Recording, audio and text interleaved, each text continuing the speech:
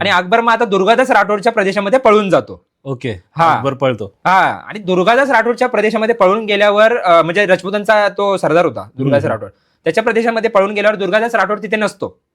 दुर्गादास राठोड आणि जे राजपूत सरदार होते ते काय करत असतात, ते सर्व सरदार लोक औरंगजेबाच्या मोठ्या मुलाकडे आलेले असतात.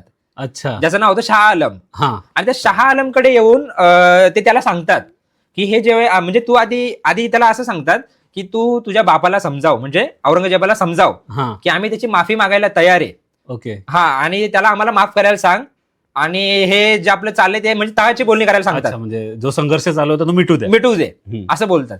पण होतं असं की शाह आलमला आणि दुसरी पण एक ऑफर करतात ते काय, की हे जे आमच्या राजपुतांचे सर्व सरदार आहेत, सैन्य आहे, हे तुझंच आहे, खजिना पण तुझाच आहे, तू आमचा लीडर बन आणि तू तुझ्या बापा विरोधात आक्रमण कर. ओके. बापा विरुद्धच बंड कर. हा, बंड कर, तुझ्या बापाला आपण हरवू आणि तुला गादीवर बसवू आम्ही. ओके. आणि